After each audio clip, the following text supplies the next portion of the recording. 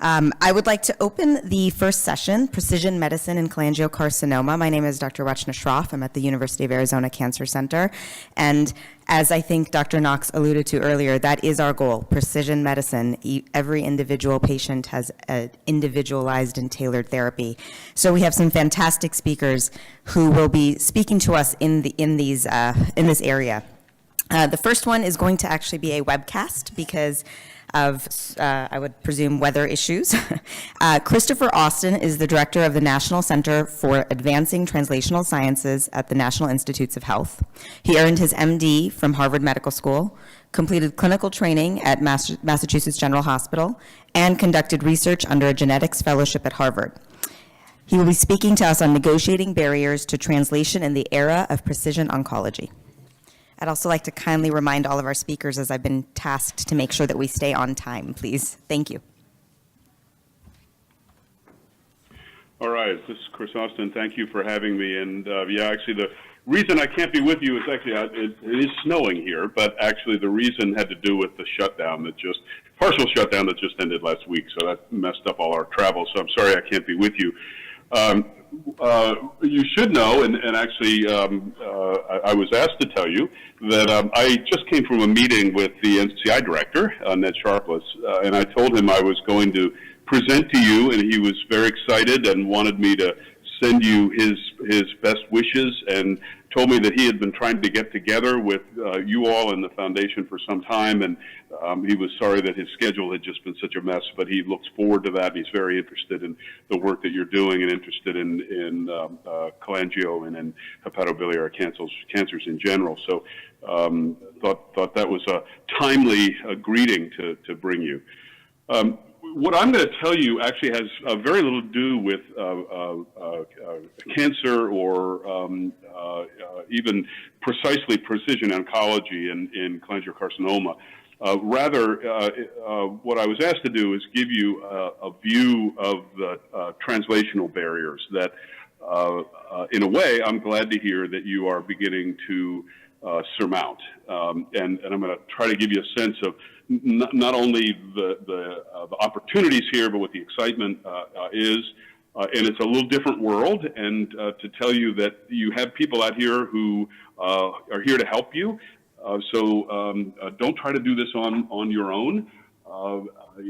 Getting through this translational process has been called the Valley of Death at some point, because a lot of projects go to die. So please don't try to cross that valley by yourself. We and others are here to help you. And I'm going to try to give you a sense of how we might be able to help. So the problem that you are dealing with is this problem, and this is the problem that NCATS was started to solve. That is, like in cholangio and many, many other disorders, you have wonderful things that have happened in the fundamental science, which is on the left side, which has happened in the last 30, 35 years. Those are iPS cells at the bottom.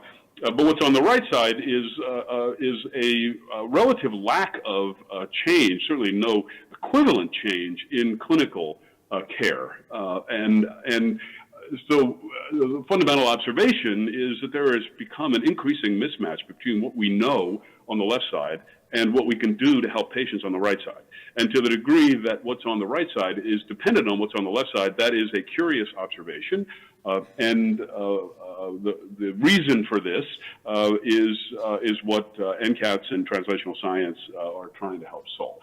This problem that we have a very poor process of transitioning from basic or clinical observations to interventions that are shown to improve human health. So there's an enormous opportunity here, enormous need. This is just an illustration, and your disease would be a good example of this. This is during our professional lifetimes, this is the number of human conditions, the molecular basis of which is understood.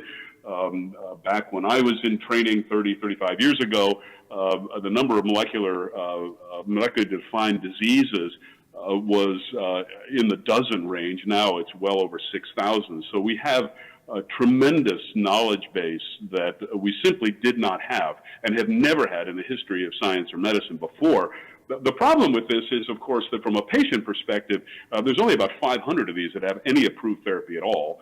And even those therapies that do exist frequently are suboptimal and need a lot of improvement or better therapies. So the bottom line here is something that I think everyone learns when they go from the fundamental or clinical world, as I did years ago now, to the translational world is that these two things. I'm a neurologist by training, so I was taught that diagnosing a stroke is all I had to do, or as a geneticist, all I had to do was define the polymorphism of the mutation, and I thought the rest of it would happen by itself, the drug or the device development. And of course, that is sadly not true. It is actually just the beginning.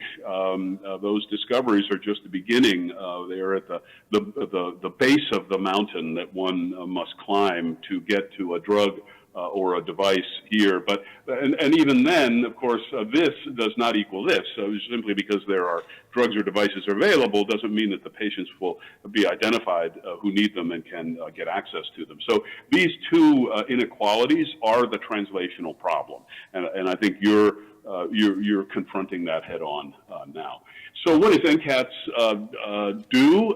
It's the newest component of the NIH, newest institute at the NIH, and this is our purpose. It's really to develop new ways of doing things, new methods, new technologies to go from fundamental understanding to drugs, devices, behavioral interventions, et cetera, interventions that are shown to improve human health.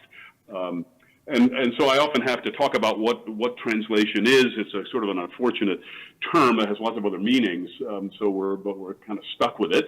The bottom line here is that the translation is really going from observations, an observation that a scientist in the lab or a doc in the clinic makes for the first time, into an intervention that is shown to improve human health. And that is a very long and torturous process, and so we're trying to make it less so.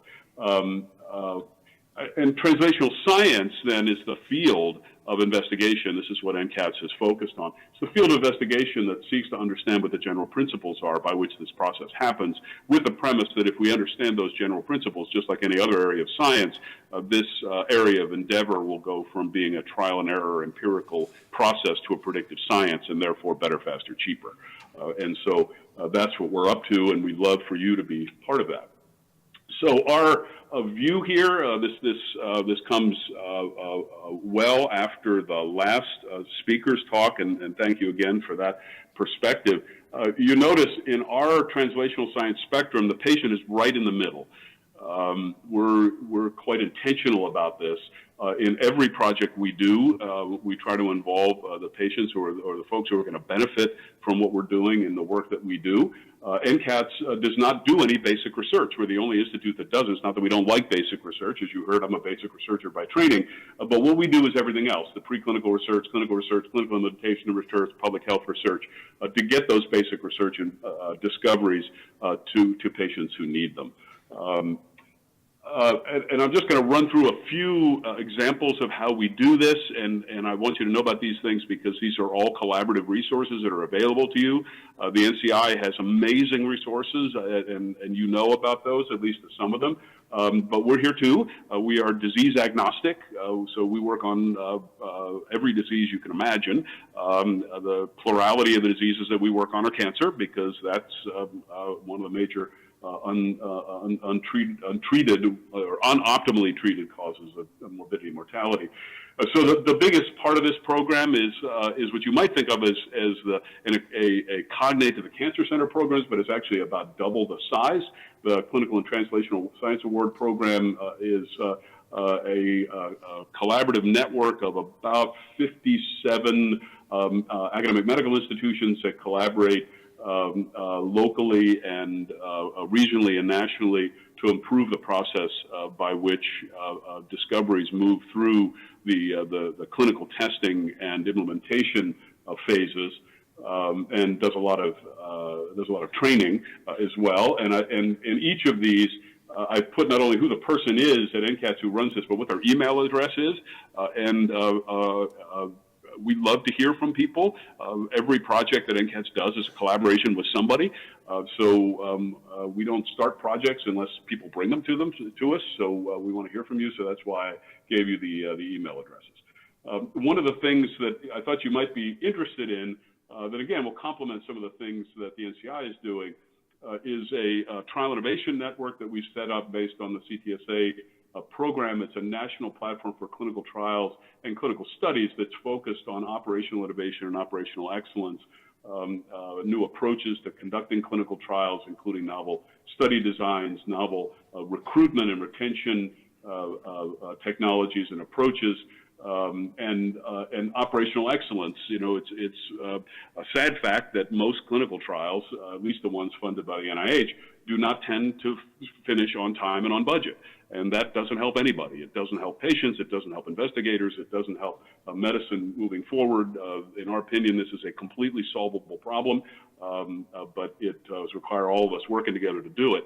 But this is something that NCATS is very, very focused on. So if you're interested in more about the Trial Innovation Network, again, this is there to help you. So you can put in a proposal to do a variety of things, and I'll let you go to this website if you want to have a look more. I want to talk about rare diseases just a little bit because cholangio fits into that category, and Pariser is our head of the Office of Rare Diseases Research. You should know she spent 15 years at the FDA before she came to us, working in the Office of New Drugs, so she knows drugs well. The scope of rare diseases, you know all too well, but or the problem of rare diseases, you know all too well. You may not realize, at least all of you may not realize, that you have a lot of company. Unfortunately, there are about 7,000 of these disorders, which are defined as rare. That is less than 200,000 in the U.S. every year. And the important thing is, if you go down to the bottom here, the important thing for us and from a translational perspective is that less than 5 of these have any regulatory approved treatment at all. Most of them have no treatment whatsoever. And at the current rate of diseases going from the untreatable category to the treatable category for the first time, given a regulatorily approved treatment, it will be over 2,000 years before every human disease has a regulatory approved treatment. 2,000 years. So if that number does not tell us we cannot keep doing what we are doing, we need to take different approaches, and in many cases, as you've been talking about today, these are radically collaborative approaches, sharing approaches, team-based approaches, and different science. If any number needs to stick in your head, I hope that will be it for why we need to do that. The Rare Diseases Program has a Rare Disease Clinical Research Network. Most of these are non-cancer disorders, but many things that affect rare diseases are in common. They all have a lot of the same challenges. So I think you could learn a lot from speaking with your non-cancer or other or cancer-related rare diseases in this network. And again, there's lots of information on this on our website. Something that the patients in the room there with you might be interested in is this. I mentioned that we put patients right in the center of everything we do, but it really is not fair, we don't think, to throw patients who prior to their diagnosis may know nothing about science or medicine or much less drug development, which is its own arcane field. And so we needed to help our patient partners learn about this. And so we put this toolkit for patient-focused drug development together. This is a remarkable resource on our website. If you go to the top ribbon at the top there, you'll see that has everything from getting started. Okay, I or my family member just got a diagnosis. How do I think about this? To the discovery process, meaning discovery of molecular causality and early tools, molecular tools or small molecule tools to understand how to manipulate or cure or treat the disease. How do I get ready to prepare for a clinical trial, doing registries, natural history, that sort of thing. What is a clinical trial? What are all the phases? What is the deal about FDA review? How does FDA think? And then after FDA approval, all the issues of access and adherence. So I hope those of you who are patients or maybe researchers who may not, maybe as new to this field as the patients you work with, I hope you'll go there. There's a lot of really great resources there that'll help you. If I move backward now into the Division of Preclinical Innovation, Anton Semyonov runs this part of the program. This is a very large program. It's a large collaborative program. and it's built around the fact that there are many, many, many discoveries, as we've said, but the people who make those discoveries are almost never expert in how to move them into the translational process, which is a completely different area of science. And so people tend to get stuck at various stages of this drug development chevron diagram that you've probably seen before. And those purple arrows at the top are the places where people tend to get stuck, and so they come to us stuck on a particular disease for a particular reason, and they go into one or another of these collaborative programs that are all officially part of the intramural program at NCATS. It's about 250 people, most of whom come from pharma and biotech, so we've done the drill. And we know a lot about the translational process. We don't know a lot about every disease we work on, and we rely on our collaborators completely for that. But we know a lot about these processes, which can complement your work to make it to catalyze it to move forward. All of these have processes to apply to them and get into them, which are all on our website. And then at the bottom come out deliverables as either data or tools or repurposed drugs or toxicity profiles or what have you. So in the clinical space, there's a whole variety of programs which NCATS runs, which are I hope you'll look into. I'm just going to give you one example. This happens to be on cancer metastasis. You're all well aware that 90% of cancer deaths are not caused of the primary tumor itself, but are the consequence of metastatic spread. And there are actually no drugs that are specifically developed to prevent that process. And the mechanisms, part of the problem here is that the mechanism is just not well understood. So the question for us is, how do you develop therapy if you don't know what the targets are? And it was this observation that some of you in the room probably know about, something called the perinucleolar compartment, or PNC. It's a nuclear organelle that appears in transformed cancer cells. And the prevalence of these unusual organelles correlates with many cancers and their progression and metastasis. And so the question is, could we, by inhibiting these PNCs, whatever they are, would this be a therapeutic approach to blocking metastases generally? That was the hypothesis. This was a project that was brought to us by a number of academic collaborators. On the paper, you can see it's a very, very large project team that did this, but I wouldn't be telling you if it wasn't a happy story that together with our collaborators, we developed an assay and a high throughput screen looking for, as a high content screen, looking for compounds that disrupt the PNC, did a lot of medicinal chemistry over about the course of 3 or 4 years, made several thousand compounds to optimize a molecule which we've called metarestin that has demonstrated benefit in mouse models of pancreatic cancer metastasis. And it turns out that we've now figured out through a variety of chemical genomics approaches what the target is. It's an elongation factor. But the important thing is that it works, as you can see, in liver cancer and lung cancer there on the right, and the metastatic deposits from those tumors in animals. And so this is now moved into a different NCATS program, something called Bridges, to do all the IND enabling studies, and we expect an IND later this spring. So we have many stories like that, investigators who came to us with a great idea, but really no idea how to move forward, and forming a really broad and focused project team got this done in a remarkably short period of time. And all of this has been published in, you see, in Science Translational Medicine about maybe 6 or 8 months ago, so you could take a look at the reference. Okay. One of the last things I want to tell you about is our efforts to develop better ways to predict efficacy and toxicity in humans. You know that there have been many drugs that have been developed which cure various diseases in mice and rats and other animals, but do not have those efficacies and sometimes have toxicities that were not seen in those animal models. So the question is, can we do better? And so we at NCATS are working on a number of approaches to this. Probably like a lot of you are, spheroids, organoids. We're doing a lot of printing, tissue printing, which we're finding is even better than the spheroids and organoids for reproducing the kinds of multicellular organismic or tissue physiology that we need to discover drugs. So this is not for reproductive medicine this is not for regenerative medicine purposes, but actually to make little patches of human tissue which are a couple of millimeters squared or cubed, and have those be in screenable in 384 or 96-well plates for screening. And then we have organ-on-a-chip approaches, which I just want to tell you about for a second, because if you don't know about it, it's really something that you ought to, I think you ought to approach quite vigorously. This is a program that started only back in 2012.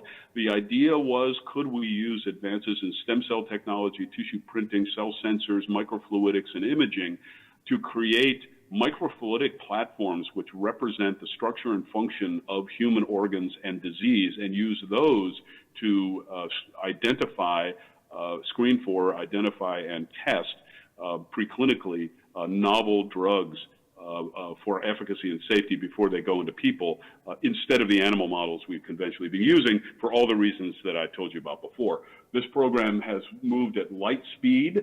Over the first 5 years, it developed 13 organs of various sorts, including a number of cancer models. Why did this work? It's what I said before. This is a massive collaboration. We approached it in a fundamentally different way, a team-based way. It was highly project managed, highly coached, if you want to put it that way. It was a collaboration between us, multiple other NIH institutes, DARPA, the FDA, a number of pharmaceutical companies, and as a result, a number of really remarkable platforms here. Those of you who do 2D culture will recognize that none of the things in red, except for cells, apply to conventional culture. But all of these things apply to tissue chips, and I don't have time to get into it, but the data are, simply said, quite remarkable at the difference between conventional culture, which now I am almost embarrassed to say I've spent most of my career doing, and this kind of modeling of physiology and disease. Of course, before, a few years ago, we did not have any choice. Those old models were the only models we had. That is not the case anymore. And this field is moving extremely rapidly. And so I'd urge you to, if you don't know about these fields, to get a hold of Dan Tagle, whose email that I showed you and picture I showed you before. It's something that we've gotten into just in the last 3 years after building these platforms of normal tissues to begin to model human diseases, and these are examples of some of the many disease models that are being developed in microfluidic platforms, or chips, if you will. And you'll see some of them are cancer related, a lot of them are not. The opportunity here is quite broad, so I'd urge you to have a look at that as well. Lastly, I want to give you some educational resources. If you're feeling like you're not in Kansas anymore, that's okay. That's really the experience that all of us who were trained as academic scientists and physicians had when we got into this field. It's just not something that is typically known or taught or appreciated or resourced in our, even the best of our academic organizations. And so we find that there's a huge need for education in this space for both patients and scientists and doctors. And so we've created something. One of the things we've done is to create this thing called the 4DM. This is the Drug Discovery Development and Deployment Map. This was actually done not only by NCATS, it was done by a group at the National Academy of Medicine, included a number of people that you would know. And again, if you look at the paper, which I'll show you, you'll see a lot of people from public sector, private sector, foundations, FDA, et cetera, who contributed to this.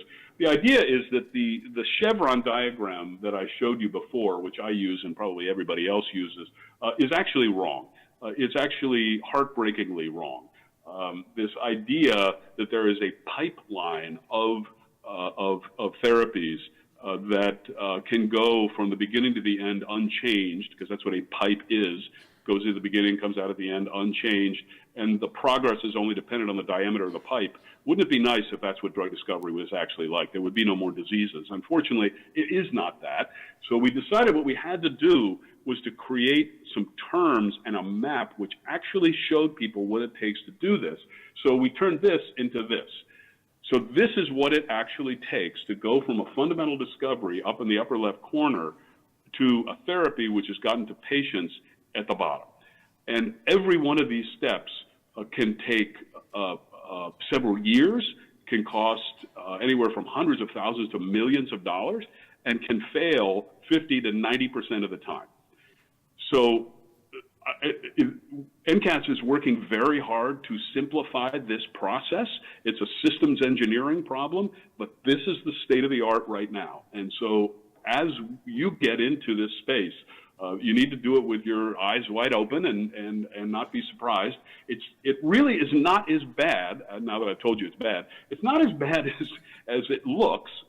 It's like anything, once you understand it and you worked in it for a while, you can navigate it. It's a little bit like Washington, D.C. traffic, but it is not something that you should get into without understanding. So I hope you'll have a look at this paper. It was in Nature Reviews Drug Discovery last year. We're developing on our website a Google Map version of this that will allow you to magnify in and out and link out to resources which will help you get through any these individual stages where the arrows are. So we hope you'll have a look at that on our website. All of this is freely downloadable on our website, and there's the link right there. And this is the final thing. It's another educational tool. This is more nerdy, but as all the scientists know in the room, you can't get a scientific discovery to be robust and reproducible and meaningful without a pretty nerdy approach. That is a robust approach and reproducible approach. So one of the problems that anyone getting into this space has is that there has not been a handbook of how to do this. Those of you who remember the Maniatis Manual of Molecular Biology or the current protocols in molecular genetics or molecular biology, the Bibles that we all used in the lab, that's how you learn these fields. There's never been this in preclinical development or preclinical translation, so we created it. We didn't do it all by ourselves. We did it with collaborators initially at Eli Lilly, at the drug company, and then it's an international editorial board. This is now freely available to you. It's an ebook on the National Library of Medicine website. It's dynamically updated regularly, and it provides rationales for experiments to get through that map that I showed you, and protocols, detailed protocols like other manuals of its sort for translational methodologies. That are, as I said, robust, reproducible, consistent, high throughput, hopefully automatable, and biologically and translationally relevant. So there's the link there where you can get to it. And just show you the scope of this. It really is quite incredible. It's now almost 1,400 pages, which you can print out the whole thing if you like, but you don't have to. It's 46 chapters on the whole process of preclinical drug development. So I hope you'll go have a look at that.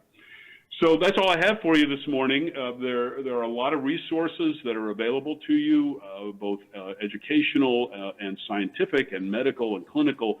So I hope you'll take advantage of them. And I'll just finish with the exhortation from Ned Sharpless again, that he wants to hear from you too. With that, I'll finish for today, and thank you for having me.